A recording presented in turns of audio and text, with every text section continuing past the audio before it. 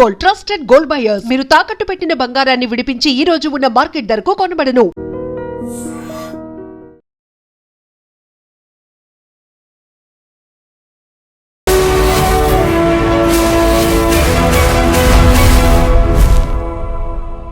నమస్తే, welcome to iDream social spot light with Kavitha.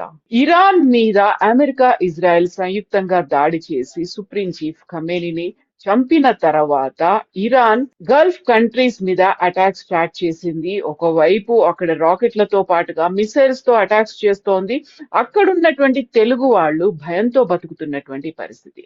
Iran అలా చేస్తుంది అని ముందు నుంచి ఎక్స్పెక్ట్ చేయలేదు. చాలా పీస్ఫుల్ గా ఉంటుంది గల్ఫ్ కంట్రీస్ అన్ని అనుకున్నారు. అందులోనూ దుబాయ్ ని టార్గెట్ చేసుకుని అటాక్ చేస్తాయని అనుకోలేదు. బట్ అక్కడ ఉన్నటువంటి తెలుగు వాళ్ళు కావచ్చు, ఇక్కడ నుంచి వెళ్ళినటువంటి పర్యాటకులు కావచ్చు, ఫ్లైట్స్ లేకపోవడం వల్ల ఒక కన్ఫ్యూజన్ స్టేట్ లో ఉన్నారు. ఈ క్రైసిస్ సమయంలో తెలుగు వాళ్ళ కోసం హెల్ప్ చేస్తున్నటువంటి మన తెలుగు జర్నలిస్ట్ వాసుదేవరావు గారు ప్రస్తుతం గల్ఫ్ కంట్రీస్ నుంచి మనకి జూమ్ లో అవైలబుల్ గా ఉన్నారు. 21 years నుంచి తను గల్ఫ్ కంట్రీస్ లోనే ఉన్నారు. At the same time corona సమయంలో కూడా అక్కడ ఉన్నటువంటి ఇండియన్స్ కి హెల్ప్ చేసినటువంటి వాసుదేవరావు ప్రస్తుతం అక్కడ చిక్కుకుపోయినటువంటి తెలుగు వారి కోసం పనిచేస్తున్నారు. హలో అండి, నమస్తే. నమస్తే అండి, నమస్తే. ఎలా ఉన్నారు మీరు? ఎస్, ప్రస్తుతం ఇలా గంటకి నిమిషానికి భయపడుతూ ఫ్యామిలీస్ తో అందరు కూడా అలర్ట్ గా ఉంటూ ప్రభుత్వాలు చాలా చక్కగా మానిటరింగ్ చేస్తూ ఉన్నాయి. ఎందుకంటే మనకు మెసేజెస్ కూడా డైరెక్ట్ గా మొబైల్ కి ఇస్తున్నాయి. సోషల్ మీడియాని కానీ ఇంకొక ప్లాట్ఫామ్స్ కానీ దేన్ని బేస్ చేయకుండా ఎప్పటికప్పుడు ఇండియన్ ఎంబసీస్ కావచ్చు, ఇలాగ లక్షలాది మంది భారతీయులు మన గల్ఫ్ లో పనిచేస్తున్నారు. మీకు తెలుసు, దాదాపు 90 లక్షల మంది భారతీయులు గల్ఫ్ లో, మిడిల్ ఈస్ట్ లో ఉన్నారు. నేను గత 21 ఏళ్లగా ఇక్కడ ఉన్నప్పటికీ ఎప్పుడూ ఇలాంటి విపత్కరమైనటువంటి పరిస్థితులను మేము చూడలేదు, ఎప్పుడు ఎదుర్కొనలేదు. కాబట్టి దీనిపైన మాకు పూర్తిగా అవగాహన లేదు. అయినప్పటికీ కరోనాలో అది యుద్ధం కాకపోయినప్పటికీ ఇంకొక రకమైనటువంటి వాతావరణం అప్పటికి ఇప్పటికి తేడా. కాబట్టి ఇప్పుడు కూడా జస్ట్ మీతో లైవ్ లో వచ్చే ముందు కూడా సైరన్స్ వచ్చాయి. ఇలా కంటిన్యూస్లీ 24 hours జరుగుతూనే ఉంటుంది. అలాంటి సమయంలో మేము సడన్ గా సైరన్ వచ్చేటప్పుడు సడన్ గా విని కింది రిసెప్షన్స్ కి లేకపోతే సెల్లార్స్ కి వెళ్ళిపోవలసిన పరిస్థితి. తర్వాత మళ్ళీ కొంచెం సేపటి తర్వాత తిరిగి మళ్ళీ ఇంటికి వస్తున్నాం అన్నమాట. ప్రస్తుతం ఇలా ఉంది ఇక్కడ. ప్రస్తుతం మీరెక్కడున్నారు? నేను ప్రస్తుతం కింగ్డమ్ ఆఫ్ బహ్రెయిన్ లో జుఫేర్ అనే ఒక దగ్గర ఉన్నాను అన్నమాట ఇక్కడ. సో అక్కడ ఉన్నటువంటి గల్ఫ్ కంట్రీస్ అన్నిట్లలో కూడా ఇదే పరిస్థితి ఉందా? యూజువల్ గా మనం దుబాయ్ లో జరిగింది అనుకున్నాము, ఆ తర్వాత ఖతర్, కువైట్ లో కూడా కొన్ని విజువల్స్, వీడియోస్ అయితే బయటకు వచ్చాయి. మీరున్నటువంటి బహ్రెయిన్ లో కూడా అదే పరిస్థితి కనిపిస్తోందా? సాధారణంగా ఎలా ఉంటదంటే, ఒక ఇరు దేశాల మధ్య యుద్ధం జరుగుతున్నప్పుడు ఒకరికొకరు సపోర్ట్ గా కొన్ని కంట్రీలు వచ్చే అవకాశం ఉంటుంది. బట్ ఇప్పుడు మిడిల్ ఈస్ట్ లో ఉన్న 7 కంట్రీస్ కూడా అన్ని countries at a time effect గురవుతున్నాయి. ఇరాన్ ఈ 7 కంట్రీస్ ని దాడి చేస్తుంది. కాబట్టి వీళ్ళు ఒకరికొకరు మద్దతు తెలుపుకునే అవకాశం కూడా పూర్తిగా లేని పరిస్థితి ఉంది. చేయాలన్నా కూడా చేయలేదు. ఇలాగే ఇప్పుడు అన్ని ప్రజలకి కూడా సందేశాలు ఇస్తున్నారు. భయపడకండి, అధికార ప్రకటనలు మాత్రమే నమ్మండి, రూమర్స్ షేర్ చేయకండి, సోషల్ మీడియాని బేస్ చేసి మీరు ఏది కూడా ప్రచారం చేయొద్దు అనేది చాలా స్పష్టమైన ఆదేశాలు జారీ చేస్తూ ఉన్నారు అన్నమాట. ఎందుకంటే మీరు చూసుకుంటే సోషల్ మీడియాని ఫేక్ వీడియోస్ క్రియేట్ చేసి, ఎడిట్స్ చేసి, ఇక్కడ లేని వీడియోను కూడా చేసిన వలన ఈ 90 లక్షల మంది ఉన్నటువంటి భారతీయుల తాలూకా రిలేషన్స్ అన్ని కూడా ఇండియాలో ఉన్నాయి. అలాగే ప్రపంచవ్యాప్తంగా ఉన్నారు, వాళ్ళందరూ ప్యానిక్ అవుతున్నారు. కాబట్టి అలాంటి ఇప్పటి వరకు జనజీవనం మీద ఎటువంటి ఎఫెక్ట్ అయితే డైరెక్ట్ గా లేదు. ఇప్పటి వరకు ఏం జరుగుతున్నాయో యుఎస్ నేవీ బేస్లు కావచ్చు, అలాగే యుఎస్ కి సంబంధించిన ఆస్తులు దానిపైన జరుగుతున్నాయి. అలాగే దాని చుట్టుప్రక్కల ఉన్నటువంటి మన ఇండియన్ సిటిజన్స్ కావచ్చు, తర్వాత ఎక్స్పెక్టెడ్స్ ఎవరైనా ఏ దేశం వాళ్ళైనా అక్కడి నుంచి ఒక 2-3 కిలోమీటర్ల దూరంకి తరలించి మీరు సేఫ్ గా ఉండాలనేది ప్రభుత్వం సూచిస్తుంది అన్నమాట. బట్ 24 hours అయితే పక్కా మానిటరింగ్ అయితే చేస్తుంది. సో మనం ఎయిర్పోర్ట్ లో ఉన్నటువంటి ఒక ప్రయాణికులు అక్కడే అవస్థలు పడుతున్నారు అనేది వాళ్ళని తీసుకెళ్లి మళ్ళీ ప్రాపర్ గా కావలసినటువంటి వాళ్ళకి ఏదైతే ఆ వసతులు సౌకర్యాలు ఉంటాయో వాటన్నిటి కోసం మంచి 5 స్టార్ హోటల్స్ లోనే ఉంచుతున్నారు అన్నప్పటికీ అక్కడ ఉన్నటువంటి స్థానికంగా ఉండేటువంటి మీ మీద గతంలో ఎప్పుడు ఇలాంటి సిచ్యువేషన్ లేదు. అందులో సేఫెస్ట్ ప్లేసెస్ గా చెప్తూ ఉంటారు. దుబాయ్ తో పాటుగా గల్ఫ్ కంట్రీస్ అన్ని కూడా చాలా మంచి ప్లేసెస్ అని చెప్తూ ఉంటారు. అలాంటి ప్లేసుల్లోనే ఇప్పుడు ఈ పరిస్థితి రావడం అనుకోకుండా ఆ ఇద్దరి మధ్యలో జరుగుతున్నటువంటి యుద్ధానికి మీరు మీ మీద అటాక్స్ అనేవి జరగడం అనుకోకుండా ఇలా అమాయకమైనటువంటి ప్రజలు ప్రాంతాల మీద పడ్డం అనేది ఒక పానిక్ అనేది క్రియేట్ అవుతుంది. అందులో ఇంట్లో ఉన్నటువంటి చిన్న పిల్లలకి స్కూల్ కు వెళ్ళాలి, హాస్పిటల్స్ ఇవన్నీ కూడా ఎక్కడికక్కడ ఆగిపోతాయి కదా. ఖచ్చితంగా అండి, ఖచ్చితంగా. ఎందుకంటే యునైటెడ్ స్టేట్స్ మరియు ఇజ్రాయెల్ మధ్య వ్యూహాత్మక సంబంధాలు చాలా కాలంగా బలంగా ఉన్నాయి. ఉమ్, దీంట్లో భాగంగా వీళ్ళు ఇరాన్ తో జరుగుతున్నటువంటి యుద్ధంలో మన ఇండియన్స్ కానీ ఎవరికి కానీ ఎటువంటి పాత్ర లేదు. లేనప్పటికీ మనమే ఇక్కడ ఇబ్బంది పడాల్సిన పరిస్థితి వస్తుంది. సరే, ఉమ్, ఇప్పుడు ట్రాన్సిట్ పాసింజర్ల విషయానికి వద్దాం. 28వ తేదీ మార్నింగ్ ఇక్కడ మొదలైన యుద్ధంలో చాలా మంది, వందల వేల మంది పాసింజర్స్ కి కనెక్టింగ్ ఫ్లైట్స్ ఉంటాయి. ఉమ్, అమెరికా నుంచి హైదరాబాద్ వెళ్ళేది, ఇట్లా డిఫరెంట్ లొకేషన్స్ కి వెళ్ళాలి. వీళ్ళందరూ కూడా ఇప్పుడు ఎగ్జాంపుల్, నాకు ఇప్పుడు కొంతమంది ఫ్యామిలీస్ బహ్రెయిన్ లో ఉన్నారు. స్టార్ హోటల్లో వాళ్ళకి ఇక్కడ లోకల్ ఎయిర్లైన్స్ ఏదైతే గల్ఫ్ ఎయిర్లైన్స్ వాళ్ళని అక్కడ పెట్టింది, గోల్డెన్ తులిప్ హోటల్. అయితే హోటల్ నుంచి నాకు కాల్ చేశారు. వాళ్ళ పరిస్థితి ఎలా ఉందంటే లండన్ నుంచి బయలుదేరి బహ్రెయిన్ ఉమ్, మీదుగా హైదరాబాద్ వెళ్ళాలి. లండన్ నుంచి బయలుదేరినప్పుడు ఈ సమస్య లేదు. బహ్రెయిన్ లో ఫ్లైట్ ల్యాండ్ అయిన తర్వాత ఎయిర్ బేస్ క్లోజ్ అయిపోయింది. ఉమ్, తర్వాత ఫ్లైట్ డిస్కనెక్ట్ అయిపోయింది. వాళ్ళందరినీ ఇక్కడే హోల్డ్ చేశారు. ఇప్పుడు 28, 29, 28, ఫస్ట్, సెకండ్, 23, దాదాపు 4 రోజులైంది. వాళ్ళకి ఎటువంటి ఆదరణ లేదు, ఏం ఇన్ఫర్మేషన్ ఉండదు. ఎందుకంటే ఎయిర్లైన్స్ వాళ్ళకే తెలియదు ప్రాపర్ గా ఎలా ఉంటుందో ఏంటి అని. చేసేసరికి ఇబ్బంది పడుతూ వస్తున్నారు. మీరు అన్నట్టు అకామిడేషన్ 5 స్టార్ కావచ్చు, కానీ అవును, మనసులో టెన్షన్ ఉన్నప్పుడు ఏ 5 స్టార్ ఉన్నా, ₹1,00,00,000 బెడ్ ఉన్నా మనసుకి నిద్ర పట్టాలి కదా. Exactly exactly. ఇలాంటి వాతావరణంలో చాలా బాధగా ఉంది. చాలా మంది కమ్యూనికేట్ చేస్తున్నారు. మేము కూడా భారత రాయబార కార్యాలయాలతో కావచ్చు, మన సోషల్ ఆర్గనైజేషన్స్ కావచ్చు, తర్వాత మనకు ఢిల్లీలో ఏపీ భవన్ అండ్ తెలంగాణ భవన్ 2 ఉన్నాయి. అక్కడి నుంచి కూడా మానిటరింగ్ చేస్తున్నారు. నాకు డైరెక్ట్ యాక్సెస్ ఉంది, మాట్లాడుతున్నాము. బట్ అక్కడ ప్రియారిటీ బేసిస్ లో పాసింజర్స్ ని తీసుకుని వెళ్ళాలనేది వాళ్ళ ఆలోచన. మనకి ఏపీ భవన్, తెలంగాణ భవన్, ఢిల్లీ నుంచి వస్తున్న సమాచారం. ఫస్ట్ ఒకటి ఏంటంటే ఎవరైతే ట్రాన్సిట్ పాసింజర్స్ ఇరుక్కుని ఉన్నారో వాళ్ళని లిఫ్ట్ చేయాలి. ఇండియాలో ఏదో ఒక డెస్టినేషన్ కి తీసుకుని వెళ్ళి వాళ్ళని అక్కడ పెట్టాలి. అంటే ఫర్ ఎగ్జాంపుల్ ఇప్పుడు హైదరాబాద్కి ఒక 10 మంది పాసింజర్స్ ఉన్నారు, చెన్నై ఒక 10 మంది పాసింజర్స్ ఉన్నారు. ఇండివిజువల్ డెస్టినేషన్స్ కి చేర్చలేరు కదండి. కాబట్టి ఢిల్లీ ఇందిరాగాంధీ ఇంటర్నేషనల్ ఎయిర్పోర్ట్ కావచ్చు, ముంబై ఛత్రపతి శివాజీ టెర్మినల్, అక్కడికి కానీ ఈ 2 లొకేషన్స్ లో ఎక్కడికైనా ఒక దగ్గరికి తీసుకుని వెళ్ళి మీరు అక్కడి నుంచి మళ్ళీ మీ ఈ ప్రాంతాలకు వెళ్ళండి అని చెప్పారు వాళ్ళు పాసింజర్స్. అది కూడా ఇప్పటి వరకు గ్యారంటీ ఏం లేదు. ఇప్పుడు అక్కడ ఇలా ఉన్నటువంటి ఉంది. అక్కడేమో ఒక సిచ్యువేషన్ ఇలా భయంకరంగా ఉంది. ఒక విజువల్స్, వీడియోస్ ఇవన్నీ వస్తున్నాయి.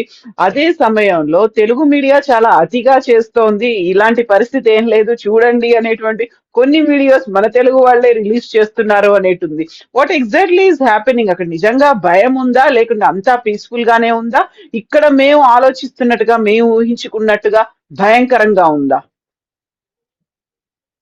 లేదండి, ప్రస్తుతం గల్ఫ్ దేశాల్లో అమెరికన్ మిలిటరీ బేస్ల సమీపల ప్రాంతాల్లో మాత్రం ప్రికాషనరీ అలర్ట్ కొనసాగుతుంది. దానిపైనే దాడులు జరుగుతున్నాయి తప్పించి మన సివిలియన్స్ మీద జరగటం లేదు.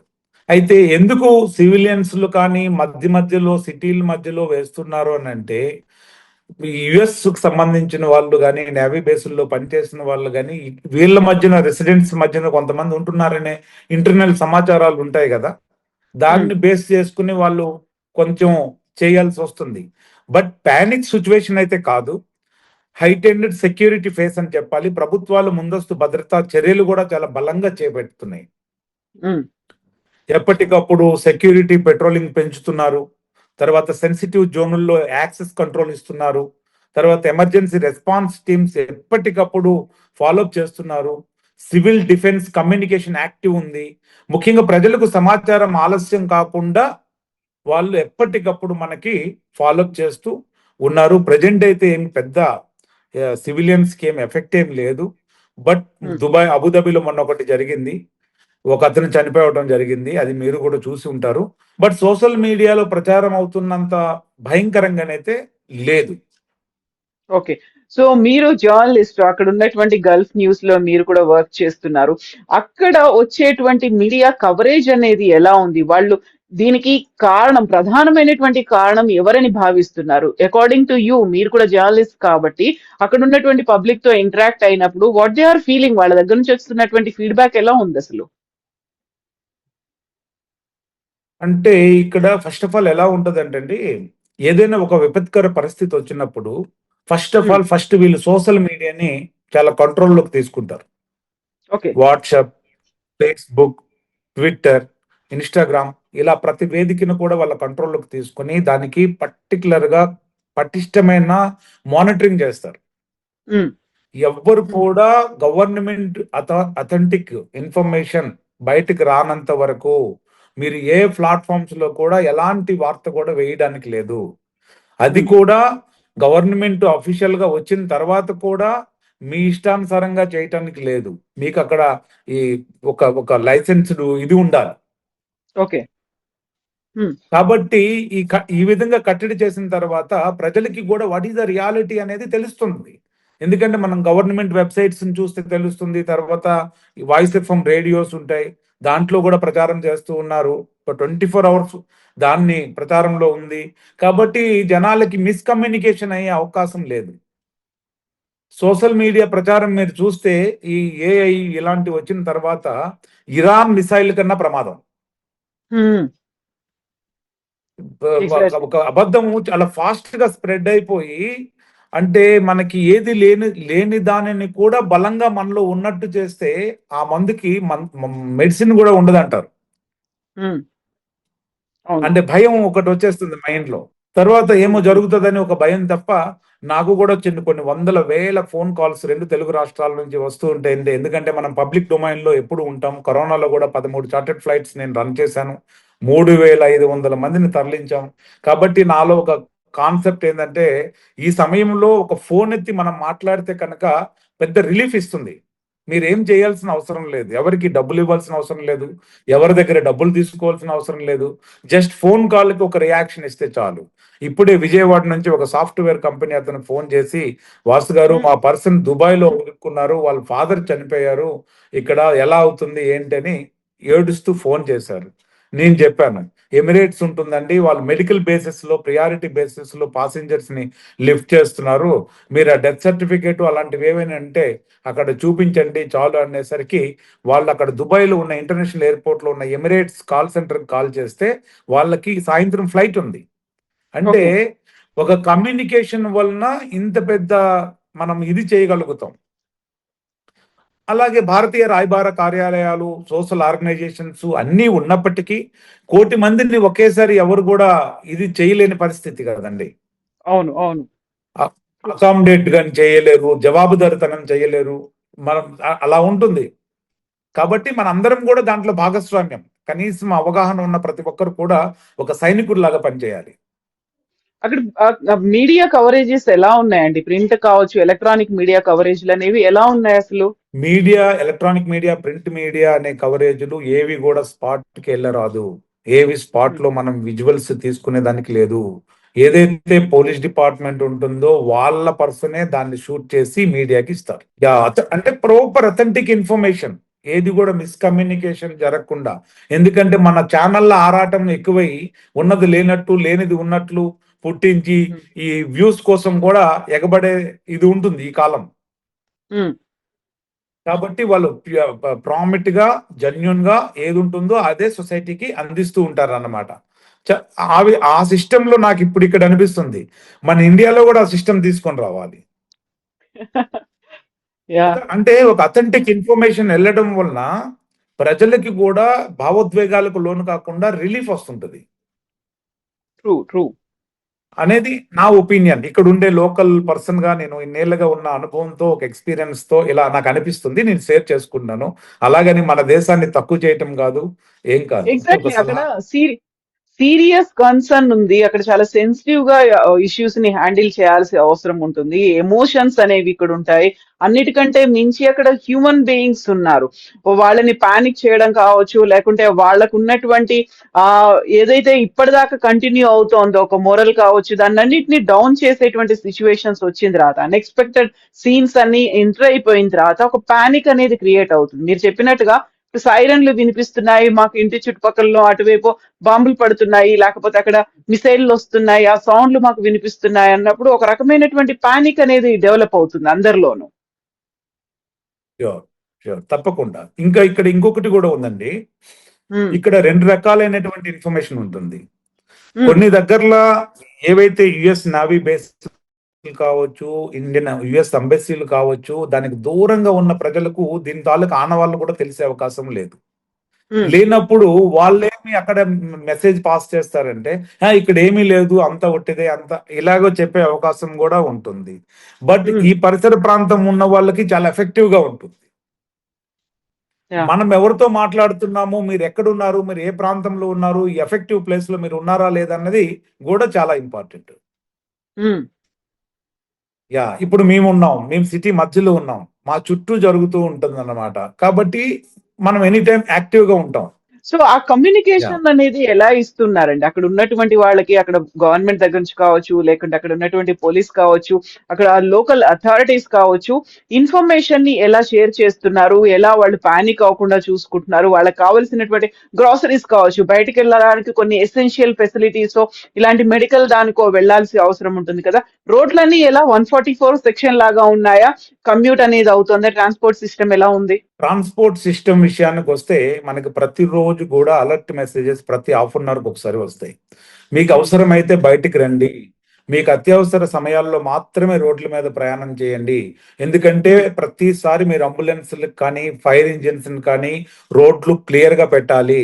రోడ్ల మీద మీరు వచ్చి అకామిడేట్ చేయకూడదు. అంటే మనం అనవసరంగా వచ్చి రోడ్ల మీద తిరగటం వలన ట్రాఫిక్ ఇబ్బంది కలుగుతూ ఉంటుంది. కాబట్టి ఈ ఫైర్ ఇంజిన్స్, అంబులెన్స్లు ఇవన్నీ ఫ్రీగా మూవ్ అయ్యేదానికి మీరు ఎప్పుడు కూడా సహకరించాలనేది సిటిజన్స్ ని ప్రతి కంట్రీలో ప్రభుత్వం వాళ్ళకి రిక్వెస్ట్ చేస్తుంది. రెండోది, మీరు అంటున్నారు కదా ఎలా మీకు మెసేజెస్ కానీ మానిటరింగ్ సిస్టమ్ ఏంటంటే, ఈ 24 అవర్స్ ఏం చేస్తున్నారంటే మన మొబైల్ కి కనెక్ట్ చేశారు ఈ సైరన్స్ ఏవైతే ఉంటాయో. ఓకే. సైరన్స్ డైరెక్ట్ గా గవర్నమెంట్ మన మొబైల్స్ కి పంపిస్తుంది, చాలా సౌండ్ తో, చాలా దీనిగా బెల్ల కొట్టేటట్టు. అప్పుడు మనకి అర్థం అవుతుంది. అలాంటప్పుడు ఎక్కడైనా బాంబ్ బ్లాస్ట్ అయినా ఏమైనా కూడా మళ్ళీ ఇమ్మీడియట్లీ అది ఏం లేనప్పుడు మళ్ళీ within half an hour లోనే మీకు ఇప్పుడు ప్రస్తుతం బాగుందన్న మెసేజ్ కూడా మళ్ళీ వాళ్ళే పంపిస్తారు, ఓకే. మనం రిలీఫ్ అవటానికి. ఈ విధంగా ప్రజలకి అందరికి ఎన్ని మొబైల్ అయినా ఉన్నాయి, ఎన్ని ఫ్యామిలీలో ఎన్నైనా ఉన్నాయి, ఏమైనా ఒక చక్కగా దీన్ని మెయింటైన్ చేస్తూ ఉన్నారు అనమాట. సో ఇప్పుడు డే తర్వాత టైమ్ లో కాదు. నిత్యావసర వస్తువులు, ఉమ్, ఉమ్, ఉమ్. నిత్యావసర సరుకుల విషయానికి వచ్చారు. దీనికి సాధారణంగా కొన్ని దేశాల్లో, కొన్ని దగ్గరలో మనం ఎలా ఉంటదంటే సిచ్యువేషన్ బట్టి రేట్లు పెంచేస్తారు. ఫ్లైట్ రేట్స్ ఇవన్నీ ఉంటాయి కదా, సరుకులు ధరలు ఇవన్నీ. కానీ ఇక్కడ అలా ఉండదు. హెల్త్ డిపార్ట్మెంట్ కానీ, ఎకనామికల్ డిపార్ట్మెంట్స్ కానీ ప్రతినిత్యము ప్రతి సూపర్ మార్కెట్ ని అబ్జర్వ్ చేస్తుంటుంది. ప్రతి రేట్లు ఏంటి, ఎలా ఉంది అని చేస్తుంది. ఎందుకంటే దీన్ని క్యాష్ చేసుకోకూడదు అనేది వీళ్ళ ఉద్దేశం.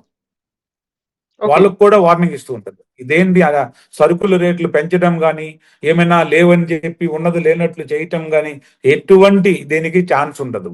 అంటే ఒక ఒక ఒక మంచి దీనిగా వీళ్ళు మానిటరింగ్ చేస్తూ ఉంటారు ప్రతి దానిపైన. అలాగే హెల్త్ విషయానికి వద్దాం. హాస్పిటల్స్, ఎవరైనా ఈ బాంబుల ద్వారా ఇంజూరీస్ అవుతారనుకోండి, అయ్యేటప్పుడు ఇమ్మీడియట్లీ హాస్పిటల్లో ఎటువంటి వాళ్ళకి ఇబ్బంది కలగకుండా జాయిన్ చేసుకోవటము, ఫస్ట్ ఎయిడ్ చేయటము, ఇవన్నీ కూడా ఫ్రీగా చేయాలి ఓకే. ఇమ్మీడియట్లీ. ఇవన్నీ కూడా ఇక్కడ ఒక రూల్ పాస్ చేసి పెట్టారనమాట హాస్పిటల్స్ లో. మీరు వెళ్ళంగానే సతాయించటం కానీ, లేకపోతే డాక్యుమెంటేషన్ కోసం చూడటం, ఇలాంటివి ఏమీ లేకుండా ఫస్ట్ ఆ మనిషికి మనం ప్రాథమిక చికిత్స చేయాలి. ఇప్పుడు సైరన్లు అనేవి కేవలం డే టైమ్ లోనే వస్తున్నాయా, నైట్ టైమ్ లో కూడా వినిపిస్తున్నాయా మీకు? 24 గంటలు అవుతున్నాయి. 24 గంటలు ఎప్పుడు ఇష్యూ జరుగుతున్నా వీళ్ళు ఫస్ట్ పైన చూసి ఇమ్మీడియట్లీ మీకు సైరన్ అలర్ట్ ఇస్తారన్నమాట. అలర్ట్ ఇచ్చినప్పుడు మనం అలర్ట్ అయ్యి మన చుట్టుపక్కల ఇట్లా చూసుకొని ఎలా ఉంది ఏంటి అని అప్పుడు మనం అలర్ట్గా ఉండాలి. ఉమ్, గోడల దగ్గర నిలబడటం కానీ లేకపోతే గ్లాస్ డోర్స్ ఇవి ఉంటాయి కదండి, దీని ద్వారా ఉండటం కానీ ఇట్లా ఏం చెయ్యరాదు. ఉమ్. సో ఎక్కడ తలదాచుకోవాలి, ఎక్కడికి వెళ్ళాలి, ఏది షెల్టర్ జోన్ అనేది కూడా ముందే చెప్తున్నారు వాళ్ళు. షెల్టర్ జోన్స్ ఆల్రెడీ లిస్ట్ ఇచ్చారు. కాకపోతే మనం కొంచెం తెలివిగా ఆలోచిస్తాము. అందరం యుద్ధ సమయాల్లో ఒక దగ్గర ఉండటం కూడా కరెక్ట్ కాదు. ఎందుకంటే వాళ్ళ ప్లేసెస్ లో లిమిటెడ్ గా ఉండడమే కరెక్ట్. అందుకంటే యుద్ధం చేసే వాళ్ళ ఇది మనకు తెలుస్తుంటది కదా. అవును, అవును. కాబట్టి వాళ్ళు అవన్నీ ప్రకటించారు, షెల్టర్స్ ఇవ్వటం ఉంటుంది, అన్ని ఉంటుంది. బట్ మనం సేఫ్ ఏది ఉంటుందో మనం డెసిషన్ తీసుకొని జాగ్రత్తగా ఉండటమే. సో ఇప్పుడు నైట్ టైం కూడా సైరన్ వినిపిస్తోందంటే నైట్ టైం మీరు పడుకోవడానికి కూడా కండిషన్స్ సహకరించట్లేవు కదా. లేదండి, పూర్తిగా లేదు. నిద్రలో కూడా ఉండటం లేదు, ఫుడ్ కూడా ఉండటం లేదు. చాలా కష్టంగా ఉంది. అంటే ఎప్పుడు ఏం జరుగుతుందో, ఎలాంటి ఇబ్బంది వస్తుందో ఎవరు ఊహించలేము. మన చేతిలో లేదు. వేరే యుద్ధం. ఎగ్జాక్ట్లీ. అందుకని ప్రస్తుతం ఇలా ఉంది. బట్ అందరూ వెయిటింగ్ ఫర్ ఫ్లైట్స్. ఒకసారి ఫ్లైట్స్ రీస్కెడ్యూల్ అయ్యి కనెక్టివిటీలోకి వచ్చాయంటే డెఫినెట్ గా మూవ్ అయిపోవడానికి చాలా మంది సిద్ధంగా ఉన్నారు. తర్వాత వద్దాంలే, తర్వాత చూద్దామని షాప్స్ కూడా క్లోజ్ చేసి పెట్టారు. అలాగే ఎడ్యుకేషన్ సిస్టమ్ కూడా పిల్లలకి సెలవులు పెట్టారు. ఒక 3 రోజులు 4 రోజులు అలా పోస్ట్ పోన్ చేసి, ఇప్పుడు ఎగ్జామ్స్ మొన్నటి నుంచి అయినప్పటికీ అవి కూడా పోస్ట్ పోన్ చేశారు. ఎందుకంటే పిల్లలు ఒక దగ్గర గుమిగూడి స్కూల్స్ ఉండటం కరెక్ట్ కాదని. సో ఇప్పుడు గల్ఫ్ బట్ ఇప్పుడు కంట్రీస్ అంతా అల్టిమేట్ గా ఫైనల్ గా చూసుకుంటే మనకి ఫ్లైట్స్ కనుక రన్ అయితే మనకి సగం రిలీఫ్ అనేది దొరుకుతుంది. మెల్లిగా రన్ అవుతున్నట్టున్నాయి కదా, ఒక్కొక్కటిగా స్టార్ట్ చేస్తున్నారు, రెజ్యూమ్ చేస్తారనేది వినిపిస్తోంది. చేస్తున్నారు. బట్ అవి కూడా ఏమవుతుందంటే ఫ్లైట్ రన్ అవుతుంది, ఎయిర్పోర్ట్ కి జనాలు వచ్చేస్తున్నారు, రన్ అయిపోతుంది, సడన్ గా ఎయిర్ బేస్ క్లోజ్ అయిపోతుంది. యా, అవును. ఏమీ చేయలేని పరిస్థితి. అందుకని ప్రియారిటీ బేసిస్ లో తీసుకున్నారు. ఇప్పుడు ఎవరైతే ట్రాన్సిట్ ప్యాసింజర్లకి ఫస్ట్ గా వాళ్ళని లిఫ్ట్ చేయాలి. ఎందుకంటే వాళ్ళు ఆల్రెడీ 4-5 రోజులుగా ఎయిర్పోర్ట్లలో ఉన్నారు. తర్వాత ఎయిర్వేస్ కూడా వాళ్ళకే లాస్ అవుతుంది, అనేక రకాల ఇబ్బందులు అవుతున్నాయని వాళ్ళని మూవ్ చేశారు. నిన్న ఆల్రెడీ చాలా ఫ్లైట్స్ వెళ్ళినట్టు తెలుస్తుంది. అబుదాబి, దుబాయ్, ఒమాన్ ఎయిర్వేస్ ఒకటి రన్ చేస్తున్నారు. ఈ రోజు బహ్రెయిన్ లో కూడా నైట్ తీసే అవకాశం ఉందని వార్తలు వస్తున్నాయి. బట్ రియాలిటీ తెలియదు ఇంకా, ఎందుకంటే ఎప్పటికప్పుడు మారిపోతా ఉంది లైన్. ఇప్పుడు కానీ మీడియా గ- ద్వారా, మీ ద్వారా ఉమ్, ఒక పానిక్ సిచ్యువేషన్ అక్కడ కాకుండా మీరు ఒక మంచి మెసేజ్ ఇవ్వాలి. అక్కడ ఉన్నంత దీనిగా చూపించే విధంగా ఇక్కడ ఏమీ పానిక్ అయితే లేదు, ఇబ్బంది ఏమి లేదు. కాకపోతే జనజీవనం కొంచెం అస్తవ్యస్తం అవుతూ ఉంటుంది. ఎందుకంటే మన చోటు నుంచి ఇంకో చోట్ల బాంబు బ్లాస్ట్ అయినా కూడా మనకి భయం వేస్తుంటది. అవును. యా. యా, ఇప్పుడు ఇలాంటి గల్ఫ్ కంట్రీస్ అనగానే కూడా మనకి అక్కడ ఒక డెస్టినేషన్ పాయింట్ ఉంటుంది, లేకుంటే మోస్ట్ విజిటెడ్ టూరిస్ట్ ప్లేసులుగా ఉంటాయి. ఒక డిస్టర్బెన్స్ అనేది జరిగింది అనుకోకుండా సాటర్డే నుంచి, అలాంటి విజువల్స్ జరుగుతున్నటువంటి న్యూస్ చూసిన తర్వాత ఎంత టైం పడుతుంది అనుకుంటున్నారు కంప్లీట్ గా నార్మల్ అవ్వడానికి? మనం చూసుకుంటే ప్రపంచంలో మోస్ట్ పాపులర్ సేఫెస్ట్ సిటీ ఏదైనా ఉంది అని అంటే దుబాయ్, ఉమ్, యునైటెడ్ అరబ్ ఎమిరేట్స్. ప్రతి ఒక్క టూరిస్ట్ అక్కడికి వెళ్తాడు, ప్రతి ఒక్క బిజినెస్ మ్యాన్ అక్కడే ఇన్వెస్ట్ చేస్తాడు. ప్రపంచం అందరికీ కూడా అది ఒక మనకి లగ్జరీ విల్లా టైపు ఉమ్, ఆలోచన చేయటానికి. ఇప్పటి వరకు దాన్ని తాకే వాళ్ళు కానీ, దాన్ని ఏం చేసే వాళ్ళు కానీ ఎవరు లేరు. ఉమ్, కాకపోతే ఇప్పుడు సడన్ గా దుబాయ్ ని వీళ్ళు ఇలా టచ్ చేసేసరికి అందరూ షాక్ అయ్యారు. అవును. షాక్ అయ్యి ఒకసారి దీని నుంచి కోలుకోవటం కానీ, ఆ మచ్చని తొలగించటం కానీ అంత ఈజీగా కాదు. ఎందుకంటే డ్యామేజ్ అనేది కంట్రోల్ చేయటం కష్టం అవుతుంది. గ్లాస్ పగిలిపోవడం ఈజీ కానీ గ్లాస్ ని మళ్ళీ సరి చేయటం అంత ఈజీ కాదు. ఎగ్జాక్ట్లీ. యా, అంతట్లో మీరు చూస్తే ప్రపంచంలో అత్యంత టాలెస్ట్ టవర్ ఏదైనా ఉందంటే బుర్జ్ బుర్జ్ ఖలీఫా. ఖలీఫా. యా, ఖలీఫానే తాకే ఇది వచ్చిందంటే ప్రజలందరూ కూడా ఒక షాక్ అవుతారు, ఇట్లా ఉంది ఏంటి అని. బట్ దీనికి కూడా డిఫరెంట్ మార్గాలు అన్వేషిస్తున్నారు. ఈ 7 దేశాల తాలూకా కింగులు, ప్రభుత్వ పాలకులు అందరూ కూడా నిన్న జూమ్ మీటింగ్ లో మాట్లాడి మనం దీన్ని ఎలా ఎదుర్కోవాలి, ఏం చేయాలి, దీన్ని ఎట్లా కంట్రోల్కి తేవాలి అనేది ఒక ఆలోచన అయితే చేస్తూ ఉన్నారు. అలాగే నిన్న ఆయిల్ గ్యాస్ కంపెనీ అయినటువంటి సౌదీ అరేబియాలో ఉన్న అరామ్కో కంపెనీ దానిపైన దాడి చేయడం జరిగింది. అదొక పెద్ద అంటే పెద్ద పెద్ద అదొక పెద్ద దిగ్భ్రాంతి కలిగిస్తుంటది.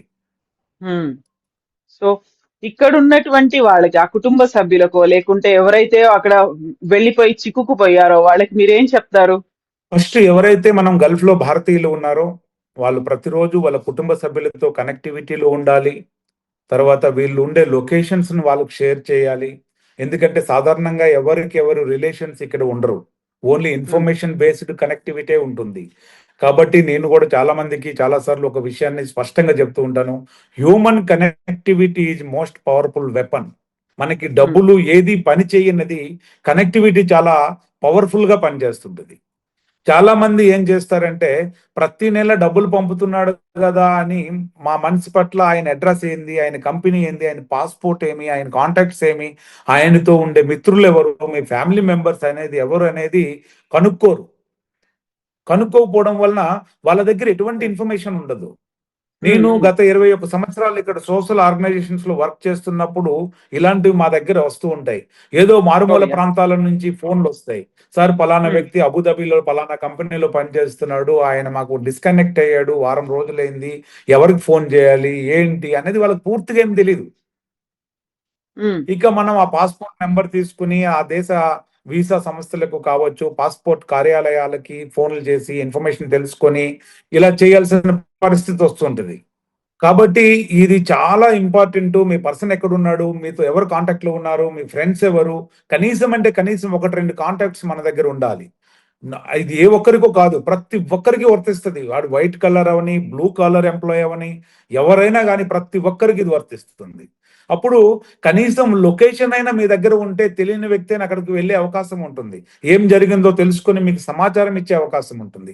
కాబట్టి ఎప్పటికప్పుడు మీ ఫ్యామిలీ మెంబర్స్ తో మానిటరింగ్ చేయాలి. కానీ సోషల్ మీడియాని బేస్ చేసుకుని మీరు అదే నిజం అనుకుని పానిక్ అయ్యి మీరు కూడా అక్కడ అన్నం తినటం అన్ని తినటం మానేస్తే ఇబ్బందిగా ఉంటుంది. ఎందుకంటే ఈరోజు అనారోగ్యాలు ప్రతి ఒక్కరికి చాలా దీనిగా ఉందన్నమాట, బంధువుల్లాగా.